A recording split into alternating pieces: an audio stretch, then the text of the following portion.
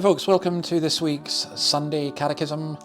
As always, from this wonderful illustrated shorter catechism, we are going through the commandments and we are still in the first commandment, the last question on it, question 48. So let's read that.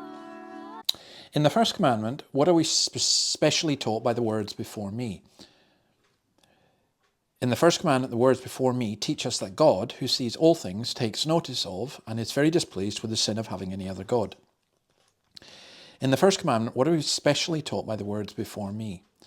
In the first commandment, the words before me teach us that God, who sees all things, takes notice of and is very displeased with the sin of having any other God. Now, this does seem like a lot of repetition. We've already had this in the two other questions, the same kind of idea. But I think the repetition is important because it's showing us just how serious God takes this. Now, we find that difficult because we live in a pluralistic society, and sometimes that pluralism comes into our religion.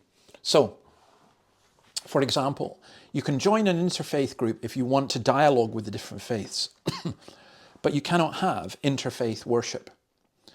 When churches allow Islamic rituals within them, that's profoundly displeasing to God, as displeasing as anything that you could do, or Hindu rituals, or to be honest, I think that I would get up and walk out if I heard Steve Chalke teaching, or one of the modernist liberals who deny Christ.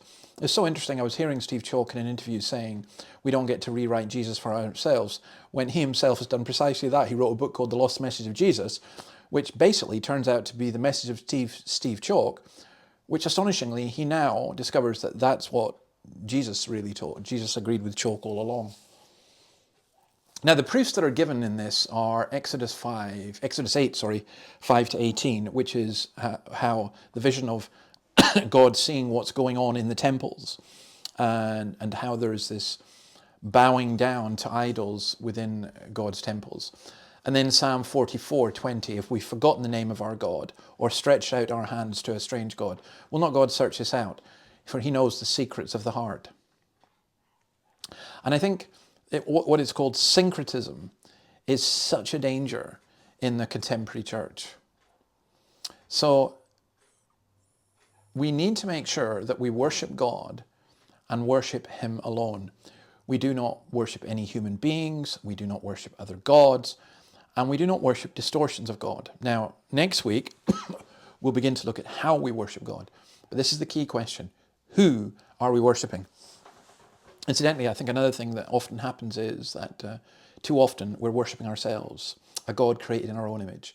We need to know the God of the Bible, and we need to worship in response to his revelation of himself. Why? Because there's no one more magnificent, glorious, or beautiful. I'll leave you with that. See you next week. Bye.